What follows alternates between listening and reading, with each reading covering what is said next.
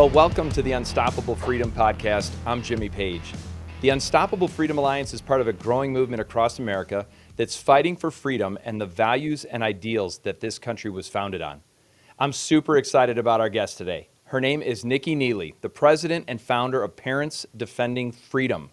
She's also the president of Speech First, a national campus free speech organization, and has worked at the Independent Women's Forum and the Cato Institute. NICKI, welcome to Unstoppable Freedom. Thank you so much for having me. You bet. All right. So with all of our guests, I always start with one simple question. It's not always simple, but it usually ends up being passionate. And here it is. What do you love most about America and why?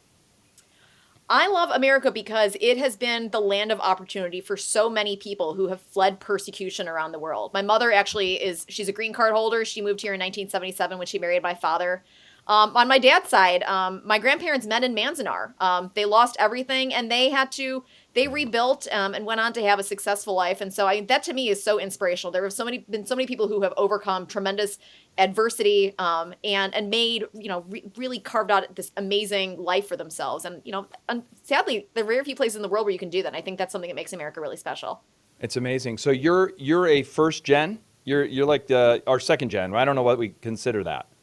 Yeah, I guess it's second generation on my mom's Second generation. side. She's the only one who lives in America still. Yeah. Gosh, it's amazing.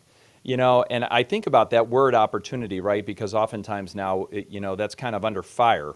There's a lot of criticism about America. A lot of people don't consider this a place of opportunity. But what we've seen is people, no matter where you start, it doesn't determine where you finish. Right. You always have opportunities in this country. And I think that's part of what freedom is all about, right? Is that regardless of the circumstances that you're born into, with hard work, with good values, with dedication, with a lot of sweat equity, you can really become anything that you want to in this country, can't you? Yes, and I think that's amazing. I mean, like I said, you can't do that in countries there's no caste system here, right? There's no upper class, there's no aristocracy. And so you really can, through your own grit and determination and hard work, go on to change the world. And that is so unusual. And it's, it hasn't really, that opportunity has not been around for most of human history. And so we are at a really unique time in a really special place. We are. Every single time I talk to someone whose parents or grandparents came here from another country, especially from countries that were maybe under a political system of an economic system of socialism or communism, they all say the same thing. There's no place like America. You do not have the same opportunities in these other countries, and they're very, very thankful for it. So it's a great perspective. I love that. Okay, so Parents Defending Education. You guys are growing like crazy. You're a national grassroots organization. You're working to reclaim our schools from activists imposing harmful agendas. Tell us a little bit, what was the catalyst? Because you've been doing this now for a year or two? About a year, yeah. Our birthday, our 1 year anniversary when we publicly launched was March 30th, 2021. So oh my gosh, that's been amazing. A busy year. Yeah. You're like babies, but boy are you making a big impact, I'll tell you that. I love the footprint, the resources, what you're doing, engaging at the local and state levels and even with national policy making. Tell us, what was the catalyst to get you into this fight for freedom and defending education? Sure. So I was running this group Speech First, working in campus-free speech land, suing public universities that infringed on students' First Amendment rights. And I was really struck by the fact that, unfortunately, a lot of students just got to college and don't have a proper understanding of the First Amendment because they never received a good civics education in high school or junior high. And that really kind of stuck out to me as a problem. And then for me, as I think what happened for many people, when schools shut down in 2020, I was really struck by how disenfranchised American parents were with the situation. I talked to countless friends who said, I want the schools open. How do I make them listen to me? It feels like they don't care. And my husband is a former school choice litigator. I knew, frankly, they don't care. But for me, the thing that really flipped the switch where I said, I have to do something about this. I have to start a new organization. There was a Wall Street Journal article about a superintendent near where I grew up outside of Chicago. And the superintendent said he was going to allow Black and brown children back for in-person education before white children because of anti-racism. And I thought, you can't do that. I remember screaming at my computer saying, I went to a friend and I said, I want to start Speech First for K to 12. I want to sue these guys. And he said, yeah, I love it. Let's do it. But unfortunately, most people don't know that this is unconstitutional. I actually think you need to start from a different place. And so Yep. we started building out resources from there. I kind of assumed there was information out there for people. But, when you think about civil rights in an educational setting, it turns out that, more often than not, that's in the higher ed setting, not in the K to 12 setting. And so we had to educate a lot of people and then give them guidance on how to get involved. I mean, I don't ever want to see a parent who feels like they can't do anything. It's, we have to get people empowered in this situation to make change, to be better advocates for their children. I live in Washington, D.C. A former boss used to call it Babylon by the Potomac. And everybody here is, they're all political operatives. And I think a lot of the things that people take for granted here, the levers they pull, the behaviors, okay, I'll write a letter to the editor, I'll write an op-ed, I'll go, pitch radio.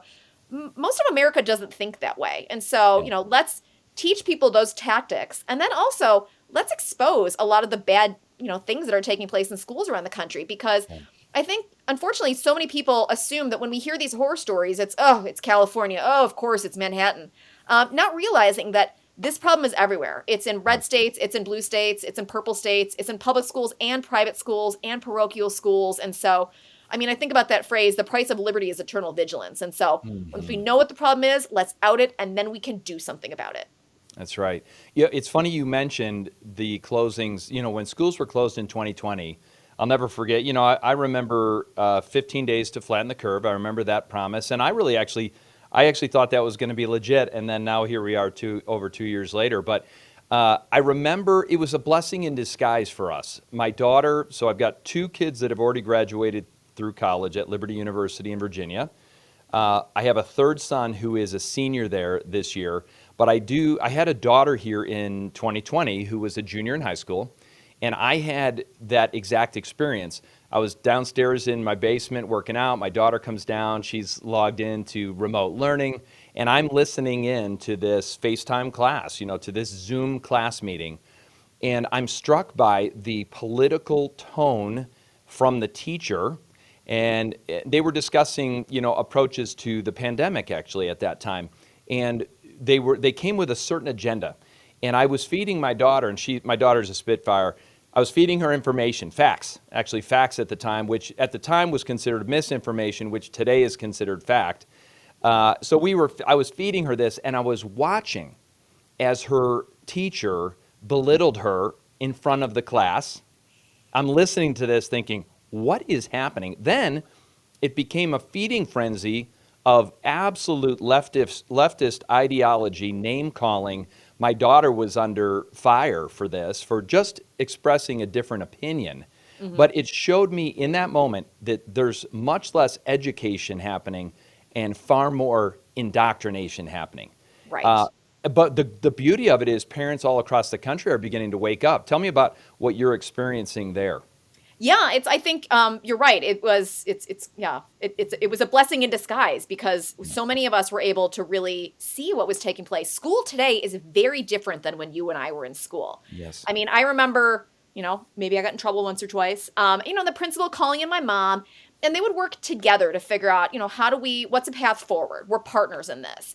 And sadly, now we see a lot of schools, frankly, in an adversarial position, working against families, sometimes trying to deliberately undermine families, deprogram children from the values they have at home, interfering in that relationship. And so, trying to hide materials from families, telling families that they have to file public records requests.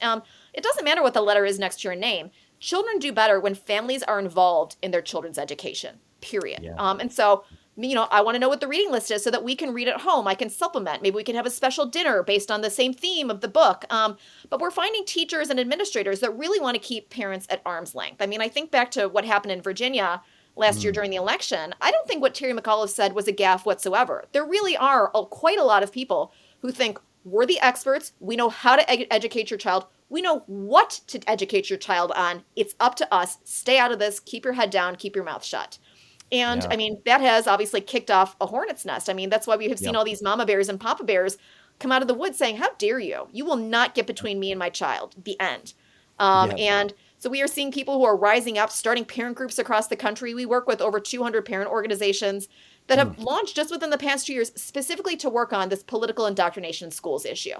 Not It's school amazing. choice, not COVID related things, just politics in school, because so many people coast to coast have been so horrified about what their children have been learning and how they Yes. have been treated, that they're rising up. And it's inspirational because these are people who are, for the most part, apolitical. This is their first Yeah. rodeo, but they want to stand up and defend their children because that is their instinct. It's been amazing.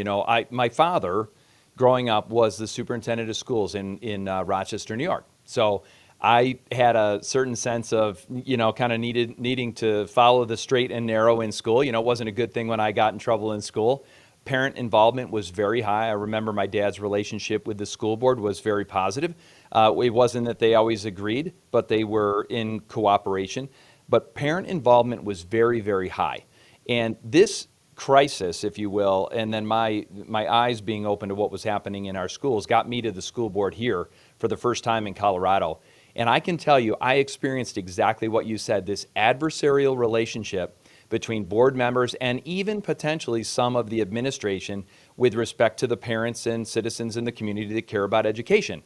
The first meeting I went to, Nikki, and you'll appreciate this, not greeted by anyone in the room, no one.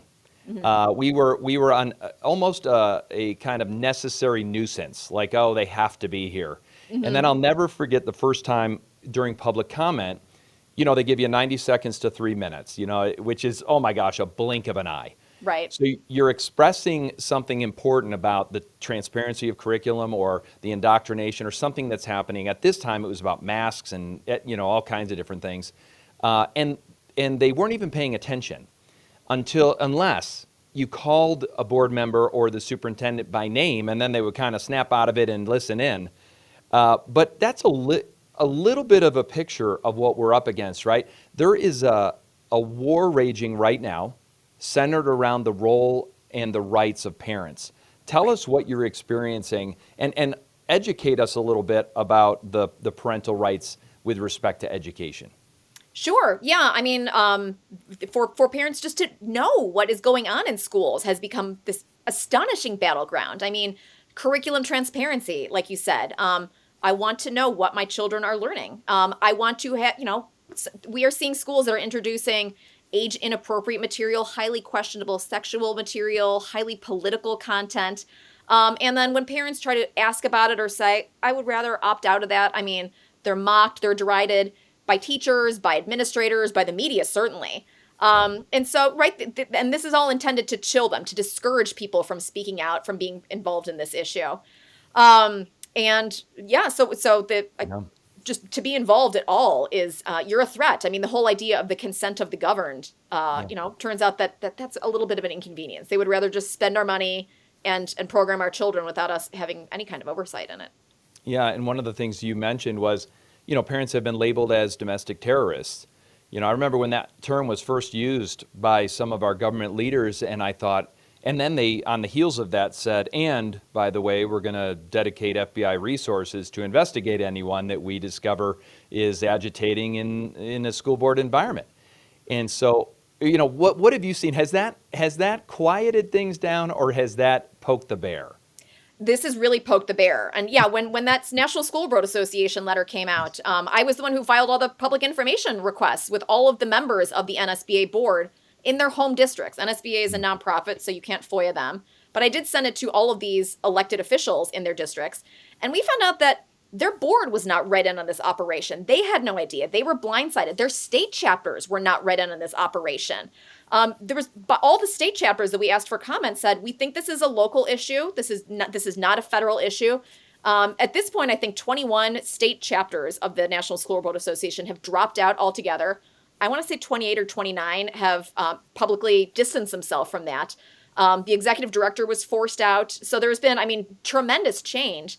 But some of the emails that we got through public records requests, there was implications that Secretary Cardona had requested this, that NSBA knew before the FBI letter, or not the Department of Justice letter came out from Merrick Garland, that they saw it ahead of time. And so, it really stinks to high heaven. There really seems to be quite a lot of cooperation happening behind the scenes, which then, our tax dollars being used by the federal government against us to shut us down, to discourage our political participation when We just want to know what is going on with our children because we want to help them. We want to protect them.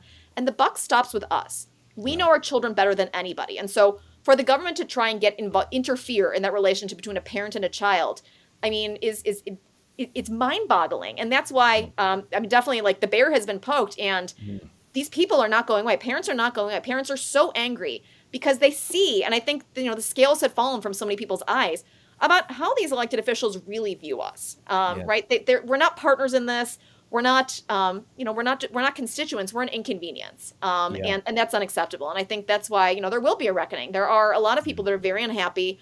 We're starting to see tons of people run for office, trying to recall efforts, because they think, you know what, if you're not going to represent my interests, then we're going to find someone who will.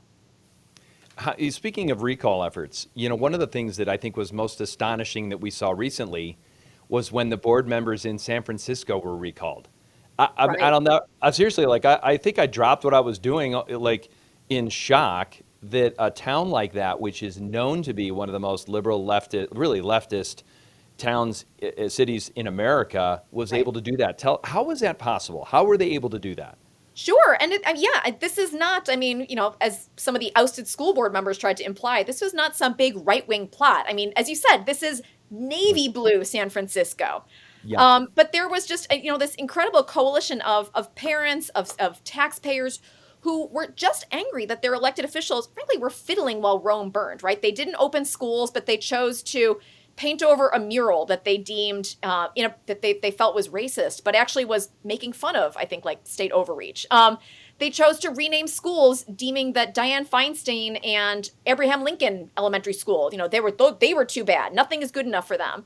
In the meantime, I mean, let's think about who these school closures hurt. It Mm. disproportionately impacts working mothers, women in the workforce, and low-income families. I mean, those are people who have been hurt more than anybody else. Not the very Mm. wealthy families.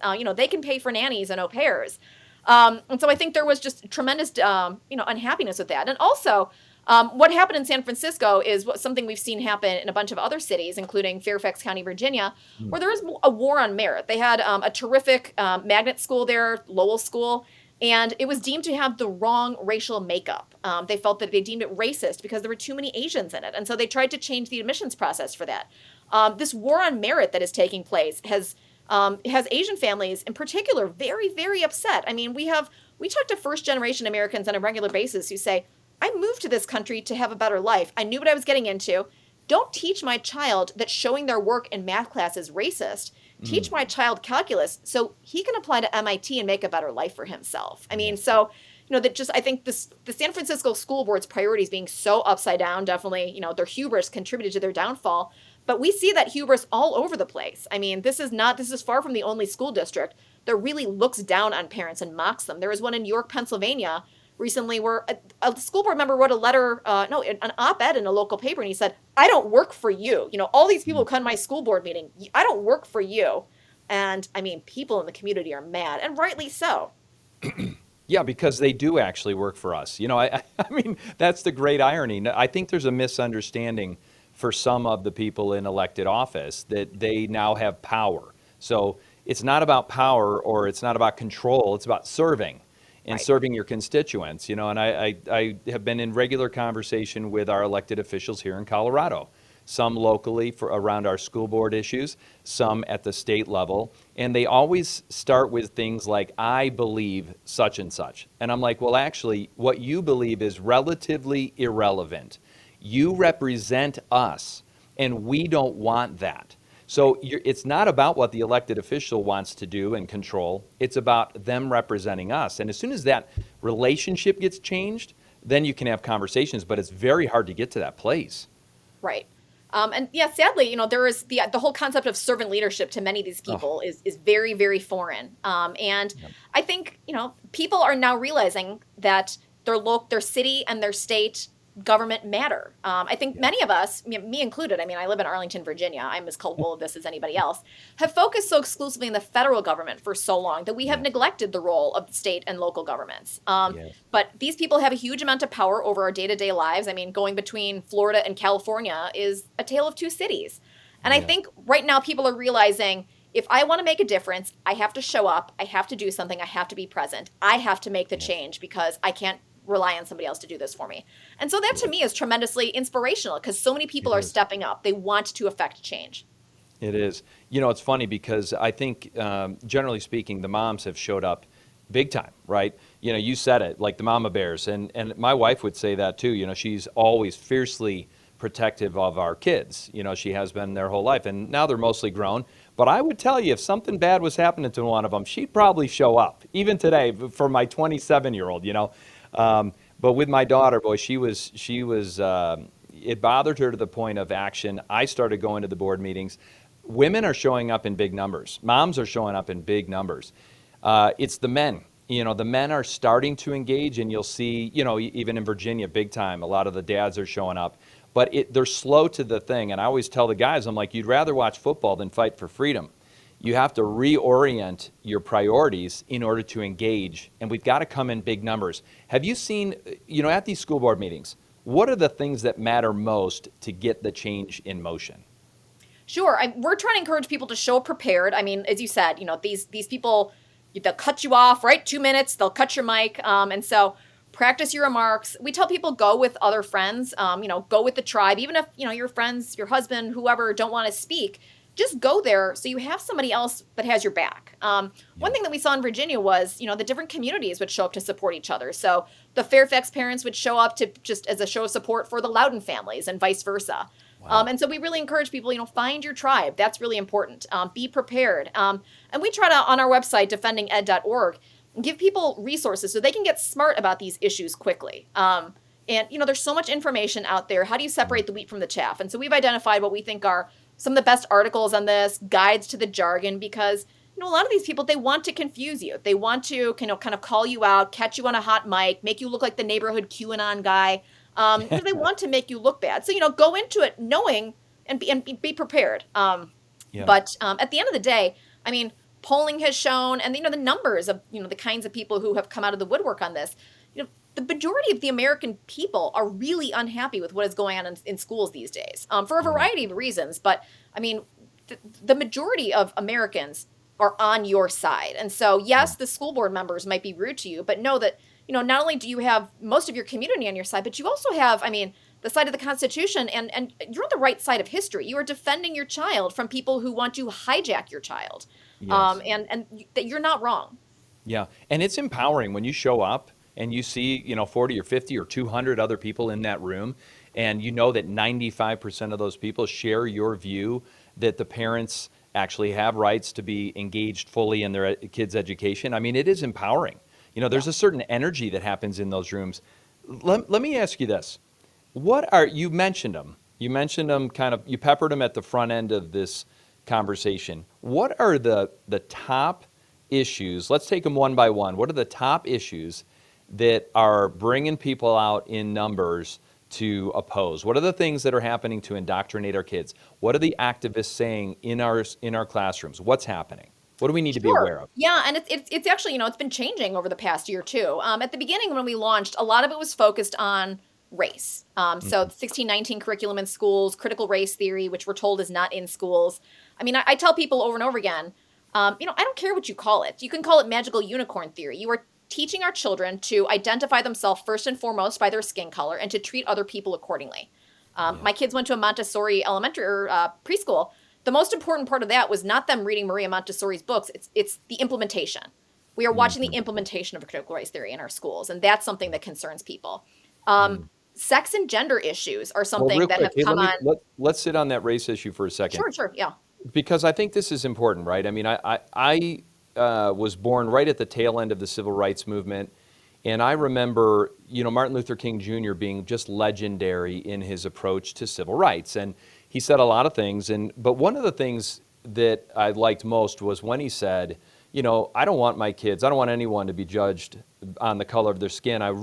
We should be judging people based on the content of their character. Who are you as a person? And it wasn't that you forget about race, because race is one of the beautiful aspects of what God has created, right? There's a lot of variety in ethnicity, so it's all to be celebrated. But the question is, am I going to look at life through the lens of race, that everything is racist, And then am I going to use racism to try and defeat racism? I mean, isn't that the core of what we're telling people? There are victims and there are oppressors. Yes. And, Martin Luther King said, hate cannot drive out hate. Only love can drive out hate, right? And so, and that's what we see. And that's, I mean, quoting Ibram Kendi, he said, the solution to past discrimination is present discrimination. The solution to present discrimination is future discrimination. And so that's why, we're seeing a lot of these attacks on Asians. This cannot all be blamed on Trump, as much as some people would like to make it be so. What we're seeing in schools at Harvard right now, the case that's about to go up to the Supreme Court against discrimination against Asians is rampant. Yes. And so, but this is not a solution, and this is not how our country heals and moves forward. Yes, racism does exist, but we don't need more racism to fight racism. Exactly. Tell us about the gender issues, gender and sexuality. What's happening there? Sure. So tons of age inappropriate things. Children, kindergarten, pre-K, being taught that gender is a social construct. Very graphic sexual books, content, graphic novels. And people are deeply distressed by that. The bill that Governor DeSantis just signed in Florida that has, unfairly been maligned as the Don't Say Gay bill. What that bill says is that you can't talk to children between kindergarten and third grade about sex. That should not be controversial. No. Why would anybody want to teach our children? We're teaching children LGBT before they learn their ABCs. What are we doing right now? It's crazy. So It's it's, crazy. people are deeply distressed about that, because those are conversations, if they happen, that should be led by the family in a way that comports with the family's values. It's deeply Yep. personal, and it has to be done at the right time, in the right way, not And by I'm a thinking, stranger. what does it have to do with education, right? Right. Some of these topics just don't seem, first of all, it's definitely not appropriate. K through third grade, K through sixth grade probably would be completely inappropriate. Kids at that age aren't even thinking about gender unless you suggest something about it. They're not even thinking about sex or sexuality at that age. It's ridiculous. And I think one of the things that strikes me as a parent is there's a level of trust. But when you drop your kid off at the door of the public school or even private school or parochial, you name it, there is a level of trust and an expectation that the school's not going to do anything to undermine your values. So when these conversations are happening, that's why parents are getting so upset, because now we have to do damage control. Number one, we may not know it's happening. Number two, when we find out it's happening, there might already have been significant damage being done to our young children. And three is, now what do we do? How do we fix that? So Right. we're in this defensive posture when all we're doing is we're trying to trust the school to educate our kids in the things that are going to help them be successful. Yeah, and we look at, the schools have always occupied this special place in our society in loco parentis, in place of the parents. Yet we are now seeing families, and schools, schools are working at cross purposes.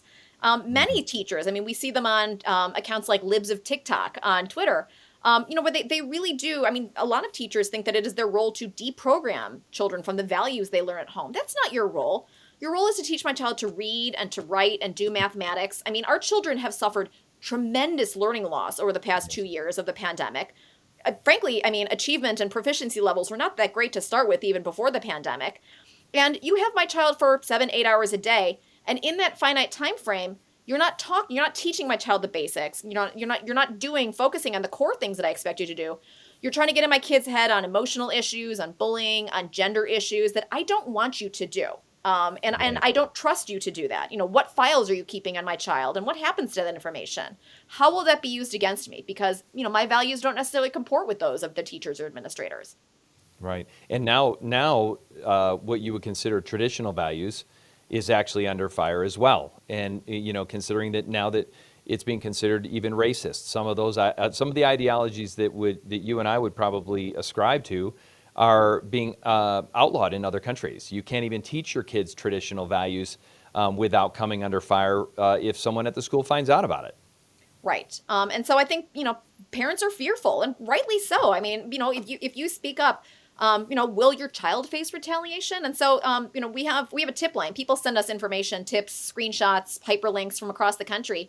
And almost everybody wants to be anonymous because they are fearful. And that's scary, and that's sad. And again, this is being done to our children with our tax dollars against our will. That's insult to injury. we shouldn't be fearful of our schools and we shouldn't mistrust our schools. I mean, the relationship and Yeah. the trust, I think, is very, very frayed. And it's going to take a lot of work and a lot of effort on part of schools to rebuild that because, they have betrayed many of us. Yeah. There's a lot of talk about creating Parents' Bill of Rights, right, at the legislative level to make sure that the key things that we believe are parental rights are in legislation, can't be changed. Are you seeing a movement towards parental bills of rights across the country? Yes, at the federal level, at the state level, it's one of those things where we shouldn't have to do this. I mean, the default setting should be parent involvement. Of course, parents should have control over some of these things, but again, it's a real inconvenience when they're trying to jam through a political agenda. Yeah. But I mean, little things from schools that are surveying children about very personal things, about sexual issues, about drugs, about guns in the house. We should be able to. You can opt your child out of some of these things. Why is the default setting that I have to opt out, but that if I don't know about this, that they're going to do it? I should have to opt in to do this because Yes. I don't want you surveying my child. I don't want you getting in their head. I don't want you collecting all this data on my child because on average, 2 school districts a day actually are hacked. What's happening to all this information? I don't trust you with this. Yeah, that's amazing. I agree. Why can't the default setting be in favor of parents and values, the values that we ascribe to? And, one of the things that we're working on here, even in Colorado, is this idea, and you mentioned it earlier, of curriculum transparency. The idea that parents can see at any time online the full curriculum, books that are being used, curriculum that's being used, including training that teachers may be going throughout the year. Is that a big movement right now to get transparency of the curriculum? Yes, absolutely. And I mean, again, this should not be controversial. Yet we see organizations like the ACLU speaking out against transparency, which just blows my mind. I mean, you go on the ACLU website and you type in transparency in their search bar, and it comes up all over the place. But in this setting, transparency is bad. I mean, in Texas, they have something called the 3-click law, where you have to be able to get from a public university's homepage to a class syllabus within 3 clicks. I can know Wow, what a college senior is learning in Texas, but not what a kindergartner is learning. it's That is amazing. mind-boggling. It's We amazing. have to know what our kids are doing so we can make informed choices as parents. So I tell Yeah. people, I think school choice and transparency have to be partnered together because I want to know what children are learning so I can move my child to a better school. But if I move my child to a school and I don't know what they're learning, maybe I'm putting them in a worse situation than the first place. And so I think that really has to be the 1-2 punch in this situation for I greater think so too. parental oversight. But you just mentioned it, right? Even with school choice, private schools. So I was under the assumption we had sent our kids to private school. My wife had homeschooled in the early days when the kids were young. Then we sent them to a non-sectarian private school in Maryland. A beautiful experience there. It was a leadership school. And then we came, and my daughter ended up in public school here in Colorado. So we've kind of seen it all. The only thing we haven't seen is a parochial school, which I wasn't raised in a parochial school, but pretty darn close. So we've kind of seen it all, right? The thing that I think we have this assumption that if we put our kids in a private school and we pay all kinds of money to put them in this private or even a parochial school, that we're going to avoid all this nonsense. But that isn't true, is it? No, it's not, unfortunately. And at least in the public school setting, I mean, because they receive tax dollars, they have to uphold the First Amendment, Title VI, Title IX. Private schools, if they're not a recipient of federal funding, they're not bound by those things. And so we find in enrollment contracts, I mean, some of the elite private schools on the East Coast, they'll have in their contracts if a family is disruptive, right? If you ask the wrong questions, you can be expelled. And so parents, I think, are kind of blindsided by that. That being said, I mean, also, if you want to send your child to social justice country day, that's your choice. Not one I would Yes. make, but it's up to you. But I think, sadly, there's a lot of families that send their child to private schools expecting an academically rigorous experience, and it ends up being a bait and switch. They're not getting that experience. They're getting this absolute insane indoctrination, and they don't know what to do. They have nowhere else to turn. Yeah. You talked a little bit about, even in this private school setting, that there's kind of an ideological grooming process, right? That an event will happen, and then there's a series of ways that a school will respond. Help us understand what that looks like, because it's going to happen again, right? Whether it's a George Floyd situation or it's some other event, this is going to happen again where they change curriculum or they usher in this diversity, equity, and inclusion curriculum. but they use a certain process to do that, don't they? Yes, my coworker Asra did a big deep dive into a lot of the consultants that are operating our schools that are pushing Mm. many of these divisive policies. So there will be an external event, sometimes an internal event, and often then the school will call in a consultant. They'll say, okay, do an audit on the school. And my father's Buddhist. I say, at least with Buddhism, you can eventually achieve nirvana. The equity consultants who come in, there is no achieving nirvana. They will 100% of the time, they will say, you are racist. And the only way to be a little bit less racist is to hire me in perpetuity. It's like, it's this shakedown, frankly. Yeah. And so these are consultants across the country that are making, millions and millions of dollars, operating in hundreds of thousands, school districts across the country. Often with no oversight. You think if you want to go out and be a plumber at a school, you have to go through an RFP process, open bidding. Many of these diversity consultants don't go through that process. It's like a very cozy relationship. Sometimes they're school employees. There's no oversight. There's no metrics. You were brought in to solve a problem. Did you solve the problem at the end of the year? And so this is just this like the industry that's bleeding our schools dry while sowing further dissent and hatred. I think it is fascinating the number of private organizations or consultants that have access to our public schools and private schools that have access to bring different ideologies. And we have no idea of the affiliation of most of these organizations. You have to dig to find this information. And then once you do, you're appalled at the groups that are coming in because there's tremendous ideological problems. There's tremendous conflicts of interest, and they're very self-serving, like you said. Is there anything that we can do? How do we get involved in that? How do we identify some of these groups, and how do we stop it? Sure. So we've identified, I think at this point, about 125 consultants operating across the country on our website. Our website is defendinged.org. And then there's a link to our consultant report card. Spoiler, they all fail. So Everyone? definitely look for some of those names. But also, I think, I encourage people to look at the minutes of their school board, figure out where your district is spending money. What are some of these contractors? Let us know. We have a tip line. People can send us a tip anonymously if they want, and we will dig into it because we have backup contracts we filed public records requests to get access to everything to show, okay, well, this group's making $400,000 in this district. These people are making $20,000. What are you promising? What are you delivering? And it's really fascinating. We found that in Fairfax County, they're hiring right now for somebody to social media monitor families. To figure out kind of who are the dissenting voices in the community. These are really scary things that, again, are being done with our tax dollars. Every dollar you're spending on this is a dollar that's not being spent on books, on facilities, on making our children better and smarter. And that's a betrayal. It is. I think one of the things about defending parents is what's so important about this is you have this tip line. You've mentioned it a couple times. Report an incident, right? I was actually on the website. And I'm like, you know what? This is empowering to me because when something happens here at the local level, I can report that on your website, and then you'll follow up with that, right? Yep. So we'll chase it down. Everything has to be backed up with a screenshot or a PDF or a hyperlink or something. We'll ask the schools for comment, and then we'll pitch it out to the media. Sunshine is the best disinfectant. And we find more often than not that when districts are caught with their hand in the cookie jar, handing out something objectionable, having some awful poster up, doing some crazy programming, they'll say, oh, it was a mistake. It's so many mistakes we have uncovered across the country.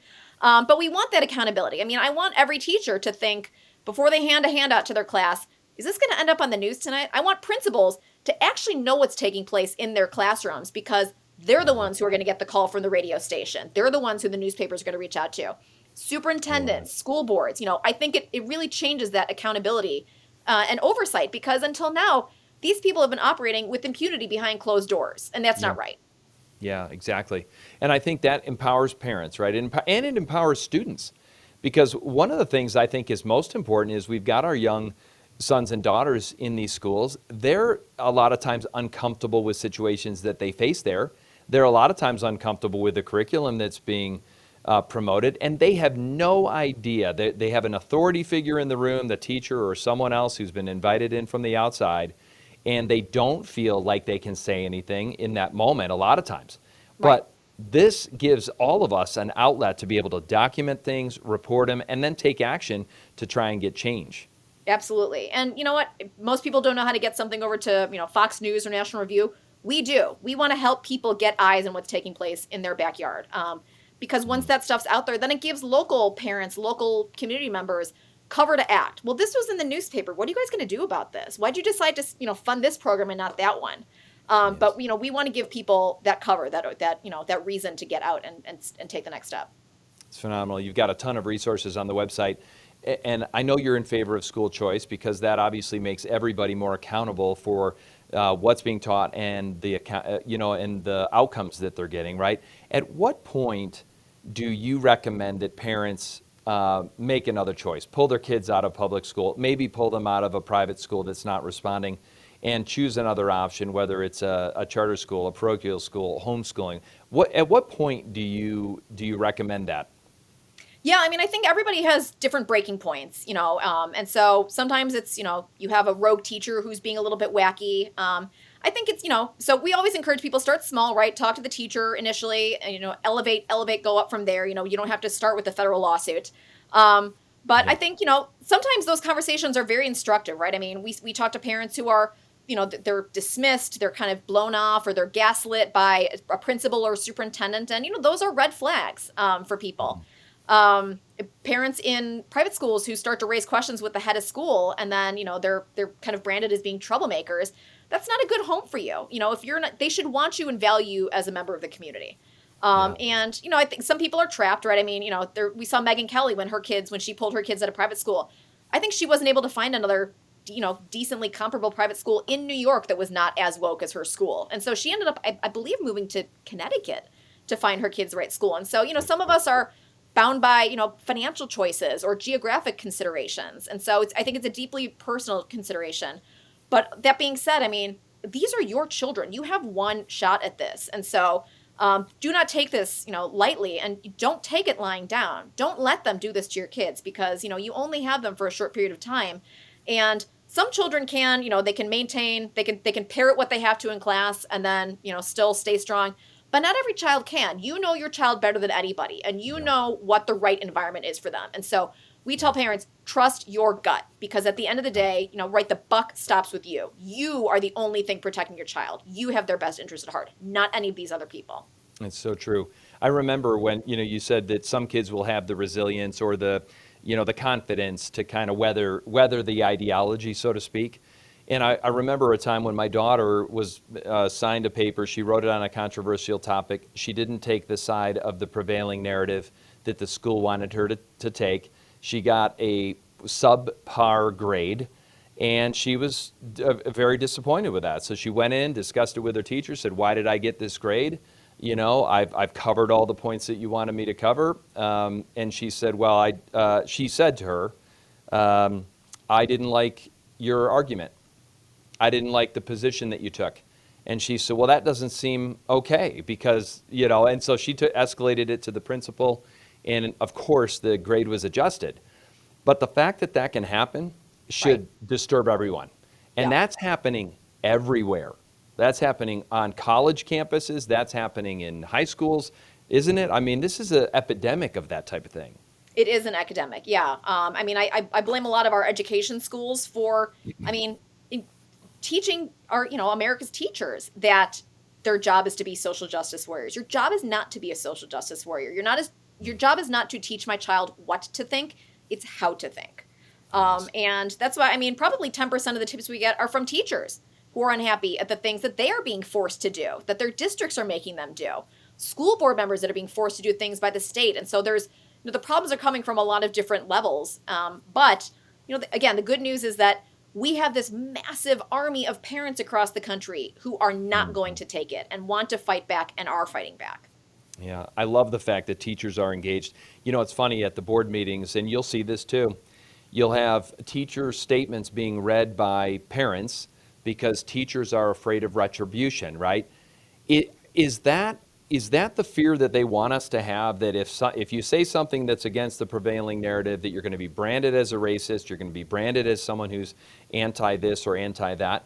Why are we reading statements from teachers? Why can't the teacher read those without fear of retribution? Yeah, it's awful. Like, they fear for their employment, right? I mean, they need their insurance coverage. It's a mess. So many people feel so trapped by this situation. Yeah. It's little wonder, right? I mean, we hear over and over again about the teacher crisis and teachers dropping out and teachers quitting. This is not all pandemic related. There's ideology. I talked to some teachers in Virginia a few months ago who were frustrated about masks. So I think there's a lot of this has been built up, and then you see the teachers unions, right, turn around and use their dues to push highly political agendas, right? Partial birth abortion, BDS resolutions. I mean, stuff that you're not supposed to be getting into, not on teacher pay, right? Not on time off, stuff that you would assume a union would negotiate over. And so, these people are not being represented either. So the system is very, very broken. It's more broken than I even anticipated when I got into it. Yeah. Well, But I'm I think at this moment in time, there's really the opportunity to kind of explore new models. We're seeing micro schools and a huge surge in homeschooling, and so I think people are realizing this isn't yeah. working for me, but I can figure out something else. Yeah. Well, that's why I'm so thankful that you're in this game. And tell our listeners again how they can get a hold of you and how they can file these the incident reports. Yeah, our website is defendinged.org. And so there's all the information there. We have our indoctrination map where people can look up their state and their city, different issues that they might be interested in across the country. The tip line, we have different news articles that are up as well. And we're also on all the usual social media channels, Twitter, Yeah. Facebook, etc. Well, we're super thankful to be partnering with you. Thankful for the resources that are available, for the fact that you're equipping people to go make a difference, engaging with them, and we're seeing huge changes in our school systems. So thank you for what you're doing, and we'll be praying for you and make sure that we promote you in every one of our channels. Thanks again. Thank you. Yeah, you bet.